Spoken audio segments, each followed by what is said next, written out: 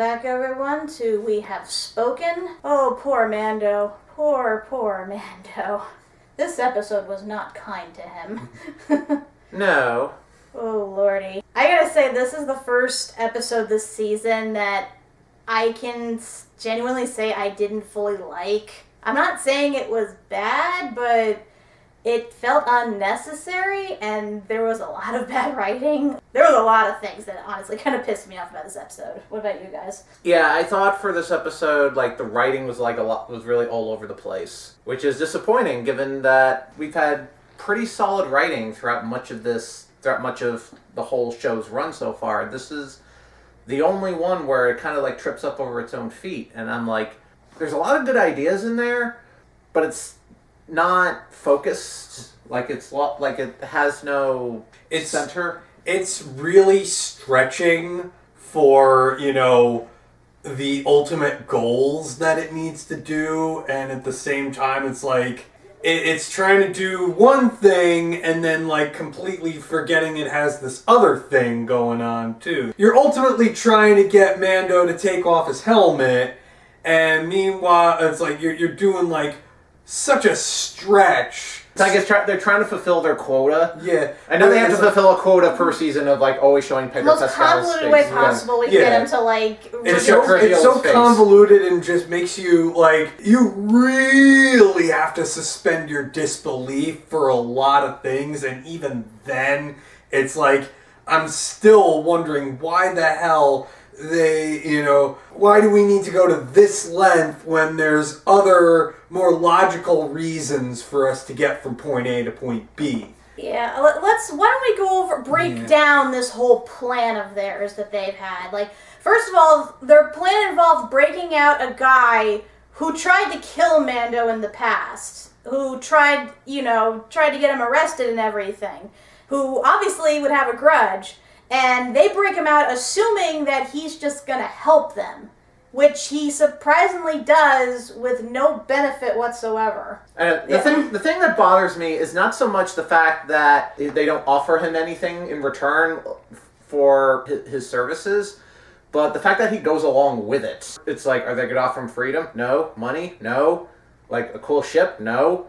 But he's going along anyway. It's okay. I think this is something about, you get a better view. So I'm okay, he gets a fancier cell? Or does he get transferred to a better prison? Does he go to the Kessel space mine? I don't know. They don't elaborate. And honestly, he has no reason to help them whatsoever. But for the sake of the plot, he does. And no point during this do you think he's ever going to try to, betray him or anything, or, turn them in or whatever. It's just, you just have to expect this guy who obviously had betrayed him before to be good on his word this time. Which, again, for the sake of the plot, he was. I mean, to be fair, he was kind of surrounded by everyone. He didn't really have any backup, per se. Yeah, I was confused why they even recruited him in the first place, and then they mentioned he used to be an Imperial. So I'm okay, so he might have some intel. I can understand that now. But according to him, in order to get the schematics on the ship, they need to go to this completely different planet in this far off base. Mining facility. Yeah, this mining facility, which somehow has schematics of the ship. And not only that, but they'll release in this one place in a cafeteria off to the side. It's like it's a freaking ATM machine. You can't even say that. It looks like an Imperial ATM machine. It looks like one of those self-ordering things at the McDonald's or whatever. Like those kiosks. Kiosk at Taco Bell or whatever. He's what would you like today, sir? Oh yeah, I like schematics for a hidden ship. Oh, sure thing. Would you like fries with that? I'll take a double quarter pounder, some fries, and the schematics on that ship that Moff Gideon is on. Okay. So that was the first part of the plan. The second part of the plan is they have to sneak onto the base. Obviously, Bill Burr has to go in, and he's going to need backup.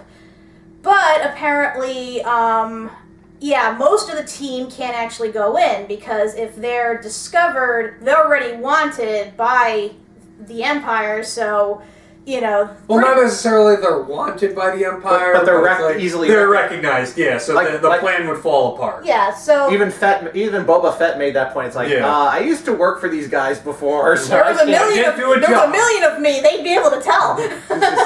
But yeah, so that only leaves one person to go with him, Mando. But in order for Mando to do that, he has to take off his armor and wear stormtrooper armor. So we're referencing A New Hope here, with them disguising as stormtroopers to infiltrate the base. And then there's the whole fact that we just said that, there's a problem of any of them getting recognized, and yet Bill Burr, moments after, they start driving, he takes off his helmet and doesn't put it back on, despite the fact that he's worked for the Empire, and as we find out later, somebody might actually he might have worked for somebody who's in the mining facility there. Although to be fair, it was one person that they just happened to stumble upon. Yeah, but still! Yeah, so that leads to my biggest issue with this. So, yeah, the whole reason to get Bill Burr in there is because supposedly he's the only one who knows the system, who's able to get what they need. He goes there, sees one of his former commanding officers, and is like, oh no, I can't go in there, he'll recognize me. He's like, but we brought you all the way here. No, I can't do that, man. You're gonna have to go for me. But you have to take off your mask so they can scan your face. And I'm like, one, why can't you put your goddamn helmet back on? Two, why do they need face recognitions for soldiers who normally wear helmets? Three, why is he allowed access to ship schematics if he's a low-level grunt who, I should mention, isn't even in the Empire? I think I can explain 2 and 3. No, seriously, I've thought about this. The second one, I think the Empire finally learned way back in A New Hope that of people just, being able to cosplay as stormtroopers that aren't really stormtroopers. And they finally caught on. They're like, maybe we should have face recognition for everybody. That happened once. Mm-hmm. It only then it led to the destruction of the Death Star. Yeah. Which takes one time, Kat. It's only one time. Yeah, but then again, that also begs the question: did anybody on the Death Star actually report to anybody outside in the of the Death Star that this had happened? Darth Vader. You forget he's the lone survivor. He's the designated survivor. I never said it was the best explanation. Right. I'm just saying it's one possibility. As for your third point, I actually did think about this earlier today, and I realized, wait a minute, what if they have a face recognition? Maybe he's in the system because somebody that's similar to him or related to him, secretly works for the Imperials. I don't know. It's a stretch. Maybe the writers didn't even think about this when they were first writing it, and they realized, we can figure that out, set it up in season 3 somehow. I don't know. It's a bit of a stretch. It kind of it's tying up a loose end, but yeah. But then it gets worse, because when Mando obviously takes off his helmet in order to access the system, the one guy they were trying to avoid happens to come over, and as we mentioned, Mando is a terrible liar and fumbles his way through this, so Bill Burr has to freaking come in and save him from the guy who he explicitly said he did not want to see. And yeah, the guy just doesn't recognize him. It's almost like sending Mando in was completely pointless. Actually, when you think about it, if all they needed was just a face in order to activate the system, they didn't even have to send Bill Burr in. What was the point? They were the only ones that could get into the facility in the first place. I mean, yeah, he knows what the protocols are for the soldiers and stuff, but it's not like they couldn't have figured that out just by, watching them. I mean, I assume they all have a pattern that they all have shifts and stuff. It would have been rather easy. It just felt like there was no purpose to him being there, because you think he'd be like a hacker or something, he knows how to get into the system, but no, if any schmo can just go right up to there and just scan his face and, oh look, he has access to all of the Empire's information. What was the point? Oh my god, that just annoys me. Just, again, it feels like such a forced reason to get Mando to remove his helmet. And I was half thinking too that was going to be part of Bill Burr's betrayal, in that he gets Mando to take off his helmet, thus humiliating him before he betrayed him. But no, he doesn't even betray him. In fact, the officer that ended up recognizing Bill Burr is like, oh, dude, it's like let's get a drink. Exactly. Like, let's go. Let's have a drink. Let's go. It's so like they're all. I predicted that because that was such an obvious thing. It's like he has him cornered and he's like, oh, it's pretty interesting that you were the only ones who made it back with the Rhydonia. And it's like, oh, that makes you suspicious. Now let's get a drink. Like, such cliche. That, and I also predicted that by this episode's end, Mando's helmet was going to come off. Right, but I thought it would have been more of, like, he wasn't forced to do it. This was more his choice. Because really, he was forced to do it. If he didn't, then the alarm would have went off. I thought it would have been something more poignant, not because Bill Burr is a fucking idiot who doesn't know how to put on a helmet. Yeah, I know. They gotta get that quota in somehow. And then on top of that, when they're just sitting down to drink with the guy, this guy that he was so worried would recognize him, and like so worried that he would, blow their whole mission. As they're talking about Operation Cinder, he starts like antagonizing him and stuff. It's like, oh yeah, well you don't feel bad? What about all the men I served with? Nope, I don't feel bad. Oh yeah, well what about their families? Nope, don't feel bad about it either. I'm like, dude, shut the fuck up! You're undercover right now. Like you just humor the guy, get up, and walk away. But no. Instead, we get a Han Solo boring conversation anyway. Pretty much. Yeah. I'm like, cool. And he shot first. I'm like, cool. Now you gotta kill all these other guys who saw, and now your cover's blown. And now you gotta run out of here while you got like 1,000 guys shooting your ass. Like, it's freaking genius. Can we go back to the conversation about the whole Operation Cinder, because like the fanboy in me kind of got a little annoyed by this, because the whole point of that particular conversation was like the whole point of Operation Cinder was to create chaos, so that way like we come in and all they want is order. It's like they're like ham-fisting it in, and like say like we're gonna be the first order, ha ha ha ha. But that's not the whole point of Operation Cinder. Operation Cinder is basically the last order that the Emperor did before he died, because I have to do that now, which was basically to destroy everything, which was basically burn everything to the ground. It's basically, if I go down, I'm taking you with me. And that was the point of Operation Cinder, was to also kind of cover up any secret Imperial projects so that the New Republic wouldn't be able to find. That was kind of another strategic thing. But the whole idea of Operation Cinder being, oh, we're doing this to create chaos, to make people sympathize for the Empire, that wasn't really the intent of Operation Cinder at all. If I had a thought about that too, if I had to take a guess, I would assume since the Emperor wanted to keep his secrets, even from his own underlings, he probably lied and said it was to cause chaos and make, appeal to their, nationalism or, pride or whatever for being Imperials. Because if he said that, oh, I want you to blow up my secret shit, people are going to be like, wait, what secret shit? So, if anything, he probably genuinely thought that was the reason, but he not knowing what it actually was.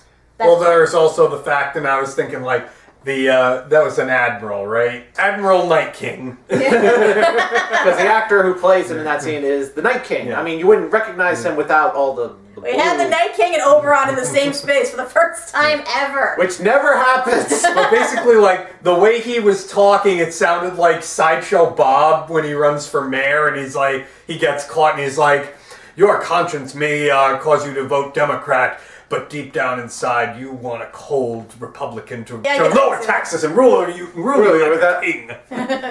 I can see that, yeah. Yes. I mean, this guy, I can see why they got the Night King to play him, because he was, over the top evil. Because, you can tell, how, he had that sickeningly happy smirk on his face when he was talking about, destroying entire towns and, planets and stuff. And I'm like, well, you're just making it easier to get yourself killed here, which is what happened. I love the meme that's become now, of the guy getting shot, because it'll be Bill Burr saying something, and then the other guy saying something controversial, and then Bill Burr shoots him. He's like, oh, who's your favorite Star Wars character? Jar Jar Binks? Like, I look forward to what other wonderful things that meme will create. It's just funny because there's now you're gonna get people coming in to watch the Mandalorian, watching this just for the memes. Yeah. That's halfway I do it now, honestly. Did you remember to fill out those TPS reports? Yes, they mentioned that too. Yeah. Which is funny because Lucasfilm used to be under Fox. Yes. Even in the Star Wars universe, they have TPS reports. What the fuck? I love how the internet seems to have developed amnesia in the last couple of years. Like, they seem to have forgotten what Pedro Pascal looks like. Because, like, when they revealed his face, started posting it, everyone's like, oh my god, he's so hot, he's so adorable. They revealed his face last season. Yeah, he was all bloodied up and stuff. It's not like you really look at him properly, but, like, even then, like, people are like, oh wow, he's such a hottie and stuff, why does he If have you're a not seeing helmet? Game of Thrones. I know, I'm like, did you not see him in that? If you're not watching Game of Thrones he or slept with, like, Narcos, several I men didn't and watch women. Game of Thrones or Narcos, so... He slept with several men and women in that series.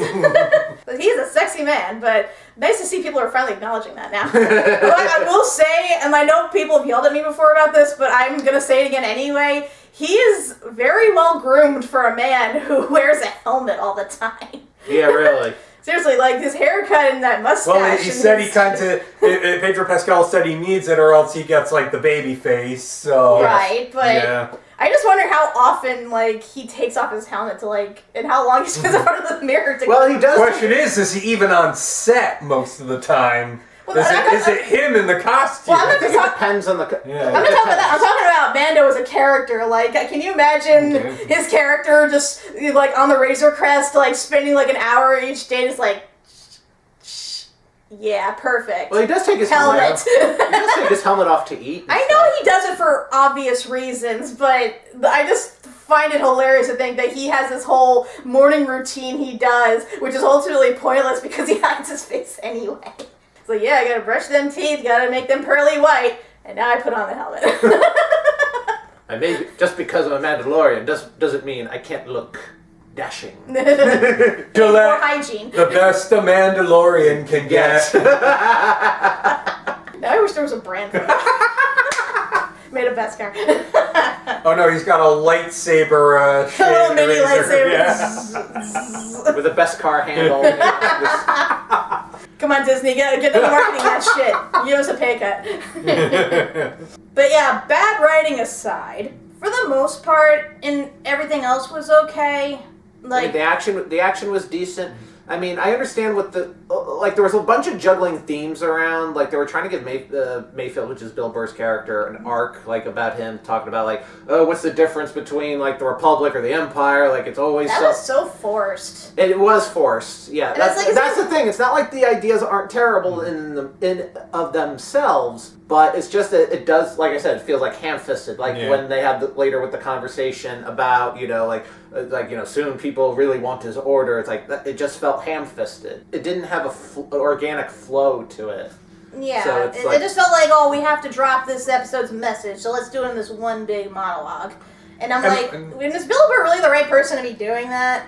Because, I mean, Mando's, I would assume, is more well-traveled than he is. I think they wanted to give him an arc because they're doing a spin-off, the Rangers of the New Republic. Maybe he'll show up in that. I don't know. Maybe. Maybe that's why they did this. Who knows? But honestly, this whole episode just... It feels disjointed given what just happened. Yes. And it's like, we're trying to get, Grogu back, but to do it, we have to go on this... We have to backtrack and do this thing in order to find the ship. In this case, the side mission was the main in the entire plot. Yeah, seriously. Like, if it had been part of the episode, it would have been fine. But the fact that it basically is the episode, and it's like we only get like the last second where he, transmits to Gideon. And also, it's as wasted as Cara Dune and the sharpshooter. Yeah. Because it's like, they could have stepped in and done things at any time. They could have been helping, when the truck is getting attacked by the protesters with the thermal detonators. It's like, where the fuck were they? Where was Boba? Yeah, really. Boba in his overly large Slave One. I mean, I understand understand why Boba didn't go into the ship, because, again, they don't want the Empire to see that they're fully there, and there were trucks along the route, plus, you had the natives and whatnot. But the sharpshooters from a distance, they could have picked things off easily without being seen. Yeah, really. Because, I didn't think the Empire would have cameras along the route. Because if they did, they would have seen Mando in his stormtrooper outfit fighting those pirate guys, and they would have been like, "Wow, he fights really well for a stormtrooper. he even hits his target and everything." By the way, I was saying this in the previous episode, and it's funny it should happen in this one. We finally see someone get harpooned in Star Wars. We're whalers on the moon, we carry a harpoon. Well, not yet. Give him time. Maybe it's foreshadowing when he does it to Moff Gideon. Possibly. I'm still saying he's going to do that, and it'll be funny. It's gonna be. I'm telling you, there's going to be a battle between Moff Gideon and Mando, and it's Mando has the spear with Beskar going up against the Darksaber, which is the lightsaber. So, and we've established that in the Jedi, where we have a Jedi going up against with a Beskar thing, and the Beskar can hold its own against it. So we've already established that. So there's going to be a showdown. Gillette, the best car a man can get. Anyway, I just want to say, the ending where Mando basically kind of reiterates exactly the message. I just want to say, when they do the recaps in the beginning of the episode, where they show the clips, kind of as a teaser to show up what's going to show up in the episode. They only show the opening that the part with Moff Gideon saying, you have something that I want, and it's more valuable than you ever know. They only threw that in the recap just so they could set up the finale. Pretty much. It's like just poetry, so everything rhymes. Shut up, Jordan Hogrush. Even that felt ham-fisted too, because I'm just I'm like, you only threw that in there just so we could to remind ourselves of that. It would have been fine in and of itself. You didn't need to throw that in the recap about Moff Gideon making that speech. No, it's fine without it. It just felt weird. I'm just so that made sense. Just in case you forgot, Speaking of weird, aside from the recap at the beginning, we don't see Grogu at all in this. Not even what's going on with him while they're doing this. Yeah, they only just offhandedly mention that at the beginning. It's oh, he got the kid. That's it. Yeah, that's the first episode we haven't had him, and maybe that's why I don't like this. Slave well, he's probably still stunned and in his baby handcuffs right now. He's napping. I'm thinking to myself, so that's why I don't care for this episode. It is 20% less Grogu. No Grogu, 0 stars. Yeah, granted it wasn't necessary, but even so, it just, when you compare how the last 2 episodes of season 1 were, as to how this is, it feels disjointed. This episode could just be another episode, not part 1 of a 2-part finale. And I think that's what we were going in with this. It looked because in the end of season 1, we had this sort of 2-parter. The episode 7 was leading into episode 8 in season 1, and we kind of thought that this was what we were expecting here with season 2. But we don't kind of get that. Sure, we have a lead-in for the finale, but, it didn't leave us on that sort of cliffhanger like we did last season. And I guess maybe they wanted to try to do something different. I get that, but, the whole episode felt a little disjointed from everything else. Which is especially disappointing when it's you have the last episode, the tragedy, we get to this cliffhanger, and it's oh, we're all amped for the, season 2 finale. And then we get this, and it's that's disappointing. Yeah, it's it distracts from the ultimate battle. It's we need to stop off at the restroom first before we get into We need to make a pit stop at this Imperial base in order to. Pretty much, and. Not only that, but it did seem like they stopped off at a food court. Yeah, I'm looking at the base and I'm some base is it's a warehouse with a cafeteria. Okay. It's a rest stop. And this is supposed to be a facility that's supposed to hold some of the most explosive material in the galaxy. Okay. Good job with that, especially when Bill Burr fucking shoots a ship as it's parked right outside the goddamn base. Yeah, great job there, guys. Thumbs up. Ooh. Yay! In terms of other stuff about the episode, I gotta say the whole thing with Cara Dune's thing with Bill Bird's it was really subtle and I almost liked it just because of how subtle it was, how she from the beginning despised him because he was an Imperial working when Alderaan blew up. Yeah. Yeah, and then he sort of redeems himself to her later on, by blowing up the facility. And granted, it was all a nice thing, especially when she let him go at the end. But then at the same time, I'm thinking, okay, so how are you gonna handle this now? First of all, how did she get that prisoner out? What was the excuse she gave?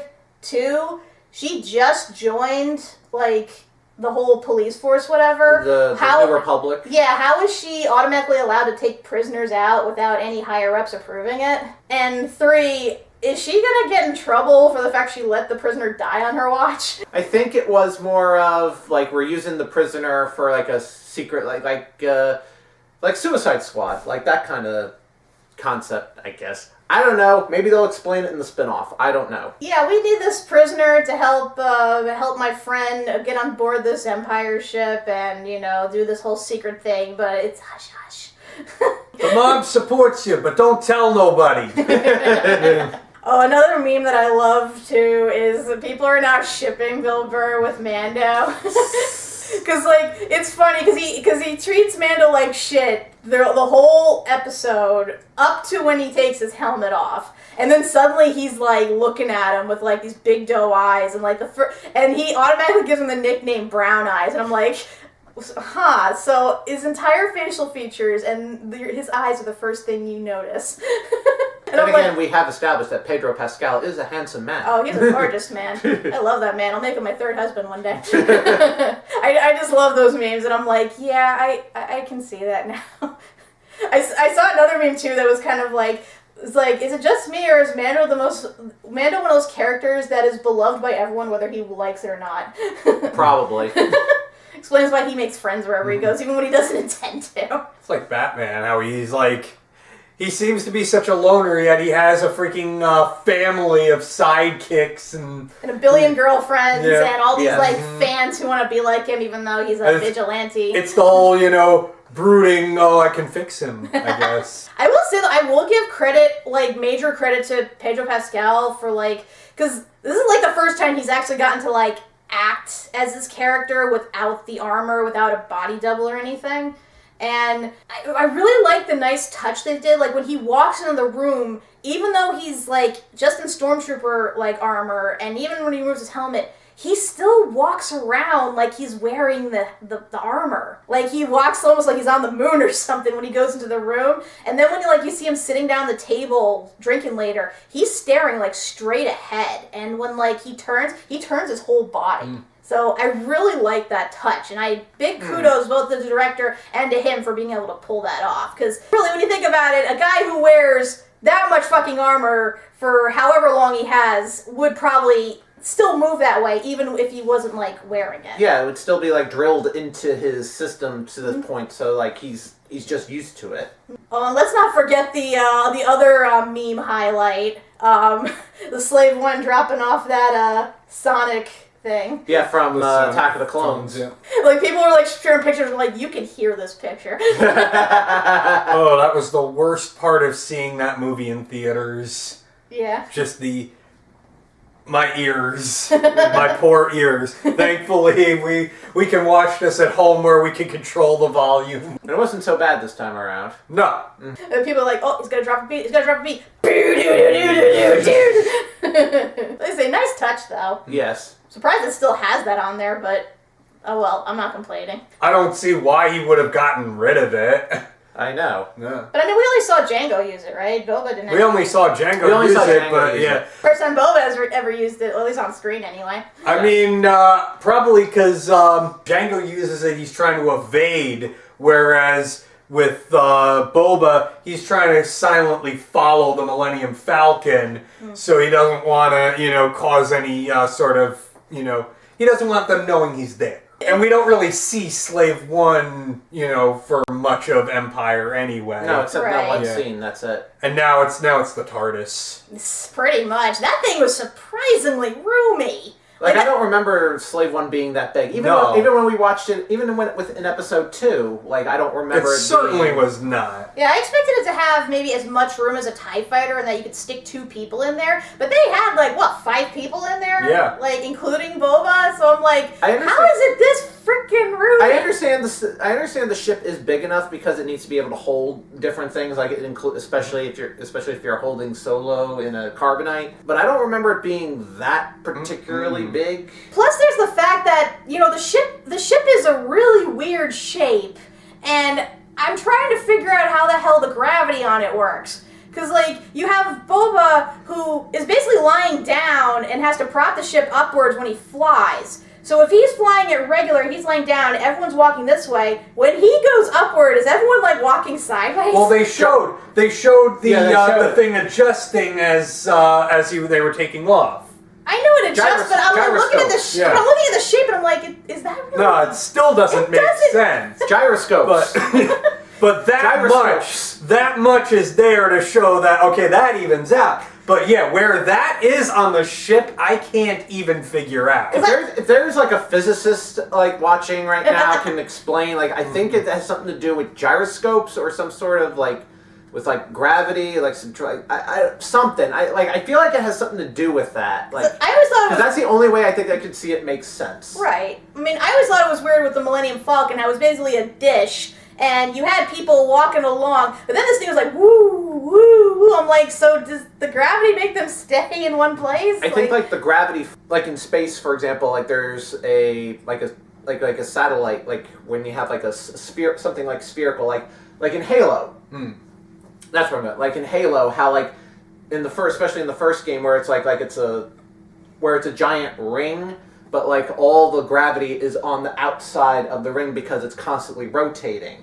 Because that's how, creates like a centrifugal force, which creates like an artificial gravity type thing. Now, I don't know if it's like something like that with Slave One. Like that's why I'm thinking more like gyroscope type thing. But like that's kind of the best way I could explain it. Like where all the gravity is set, so like no matter where it moves, the gravity still stays in place. I mean, that's the only way I can see this. So like Star Trek logic or whatever. Pretty much. I guess so. I mean, it's Star Wars. Pretty much anything goes. It just, even then, like the whole thing with Slave One is still kind of baffling to me. It just feels like that. Oh, we need to get all these people from point A to point B. Oh, but the Razor Crest is destroyed, so we have to squeeze everyone onto the ship that we've only shown fits 2 people. So here, let's invent this whole other room and not explain. Well, maybe he upgraded the ship. And that's why I said it would have made more sense to have like the ghost show up, because at least that was shown to have much more room. Speaking of upgrading, Boba upgraded his armor. Yeah, I was wondering about why. When did he have the time? I mean, he cleaned it up, I would say. But how? Like, it wasn't just it was covered in dirt. It had, like, scratches and stuff. Even back then when he wore it, it was covered in scratches. Like, what, did he take it to the shop and have it buffered out? Maybe he has a workshop in the... You saw how big the Slave One is now, so maybe there's, like, a workshop. I saw a funny meme where they show Boba going into, like, that shop in GTA and coming out. Oh, that auto shop where you drive in and get a paint job so you can hide from the cops. Yeah. Because, like, that armor, like, it wasn't just that it was clean, it was, like, impeccable. Like, it was, like, it wasn't even the same armor. And I get they probably wanted to wear, get armor that better fitted the actor and probably looked better on screen, but even then, I tilt my head at that. Not only that, but, Boba did go into that, into the Sarlacc pit with that, so God only knows what was on that armor. You'd want to clean it off. Plus, what's his name was wearing it. Yeah, God, so is somebody else wearing it. In a sweaty-ass desert. So it's like, yeah, I could understand, cleaning it off, but I just wonder where you got the time. Giving the complete overhaul there. Who is this guy? I want that guy to buffer out our car. So is there anything else you guys want to add about this? I'm kind of going a little off topic here because we're now leading into the final episode of the season. I predicted Grand Admiral Thrawn would show up, but now I'm not so certain because keep in mind that this was before Disney had their investors meeting and said like, oh, we're doing like 9 Star Wars shows now, including Ahsoka. Including the Ahsoka series, which people speculated, which has now been confirmed. So I'm wondering, is Thrawn going to show up in the Ahsoka series instead? Is he not showing up in Mandalorian? I don't know. Is he going to be the big baddie, or like, if he is he then going to transition over to Ahsoka? I don't know. Unless he shows up in Ahsoka, but he gets away, and then he shows up later in Mandalorian. Well, I'm thinking maybe the other way around. He shows up in Mandalorian. That's what I was trying to say. Well, I mean, when is Ahsoka supposed to premiere? That's not. They haven't given any dates on anything as far as the new shows. Because I saw they said that season 3 of Mandalorian isn't premiering until next Christmas. So, assuming Ahsoka premieres any time between then, it may not be for a while yet. Because remember, they also announced Obi-Wan Kenobi, which they're not going to start filming until March, which means Obi-Wan might not show up until 2022. Right now, everything is still shut down because of the pandemic, which includes a lot of the filming stuff. So it may not be until 2022, at least, before we even get an Ahsoka series, possibly. Sure. So... I guess I was under the assumption that they might have filmed some of this stuff already, but I guess not. It's more title dropping and see what gets enough hype that prompts them to care enough to actually invest in the titles. No, they're actually working on the titles themselves. If anything, the Bad Batch will probably come out next year before any of the others, because we actually saw, because there is a trailer for it that showcased some of the stuff. So right, and that's animated, so it's being done by the same people who've done Clone Wars and Rebels. So that's probably going to be out first before we get to any of the other live action stuff. Maybe Visions, which is an anime thing, which there was no trailer for it, but that's animated. So the animated stuff will probably get out first before any of the live action stuff because COVID. Yeah, I guess it's all speculation at this point. I guess we're just going to have to assume he's not going to show up in the finale or at any point soon. It'd be a nice surprise if he did, but I don't think that's going to happen. I will come back here on this show and say okay, he does show up. So, but until I see that, I did see an official poll they put out as who they wanted to play Admiral Thrawn, and the majority of people voted for Benedict Cumberbatch. I could see that. You mentioned that before too. So yes. I could see that as well, assuming that he's able to get outside of his busy schedule. I think he would make a good Thrawn. I don't know. What do you think? You actually know Thrawn, so. No, I think Benedict Cumberbatch would be a good Thrawn. It's just a matter of if they can get him, and if he's able to commit for however many episodes he needs to be on. I know you were also saying the guy who voiced him in Rebels could theoretically do it. They could because the actor does kind of look a little bit like Thrawn, especially if you give him a little bit of makeup and stuff. He was also the original voice actor for Thrawn in Rebels, so that kind of makes sense. If they can't get to Benedict Cumberbatch, he would be a good second option. You said there was also another person too. Oh, actually there were two other people. There was Chiwetel Ejiofor. That's the guy who was in Doctor Strange. Yes, right? he was Mordo. He was Mordo in Doctor Strange. That was another possibility. Yeah. I say Tom Hiddleston. He's already in Loki. Yeah, he'd probably have scheduling conflict. I don't think he'd be I think he'd be a good Thrawn, but yeah, let's be real. He probably would not be able to find the time because he's got Loki. Yeah. He's got the Loki series now, which looks interesting. But we'll get to that in another video. Yes. So, yeah, overall, this episode, like I said, I did not care for it. There was parts about it I liked, but it suffers from bad writing, a lot of convoluted, stuff. It's wear a fucking helmet. This whole thing could have been solved easily if the guy wore a fucking helmet. I'm not going to get over that, because I would have understood if, his helmet got knocked out during the drive, or, it didn't fit, or got broken, anything, but no, he just doesn't put it back on. They even get out in the place, and he doesn't put it back on. I'm like, are you... Well, when a show makes me point out these flaws and then they actively ignore them, that drives me up the wall. I'm I wanted to like this, but this is easily, for me, the worst episode this season. I don't know, I still like it better than The Passenger. At least that one had the amusement of watching Grogu eat the eggs. I know it was morbid, but at least it was funny. At least more. Plus there were spiders. You get the spiders. mean, it's a toss-up between the two. It's like, do you have one that was mostly boring except for the egg eating, or the one that had a lot of really bad writing and, like, forced conflict? It's like, pick your poison, pretty much. Let's just agree to disagree. Both of them were the weakest of the season thus far. I can agree with that.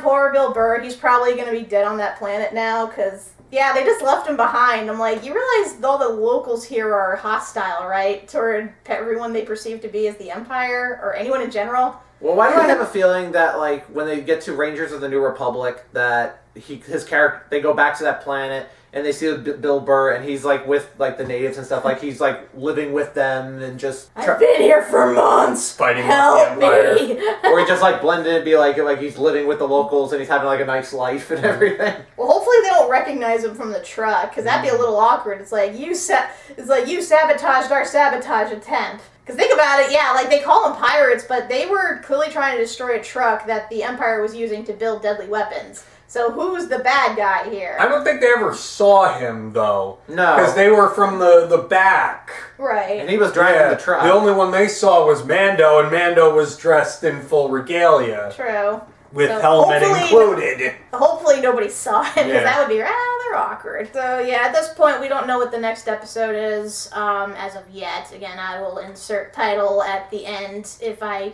take long enough to put this out like the others, but I'll try to get it out sooner, because Lord knows we want to be caught up in time for the finale, because it's going to be a biggie. I hope it's a biggie, because, I mean, I assume we're going to finally go on, attack the ship. We gotta go rescue Grogu. And rescue Grogu! Yes, that, again, 0 out of 10 for this episode not having Grogu. But he will be back, and hopefully we get to see him, like, unleash hell. Because I really would like to see a scene of him just, like, going full-on force powers. That would be awesome. He's like, I am your god now. Till then, I'm Kat MacBerrie. I'm Eric Stoller. I'm Doug MacBerrie. And we have spoken.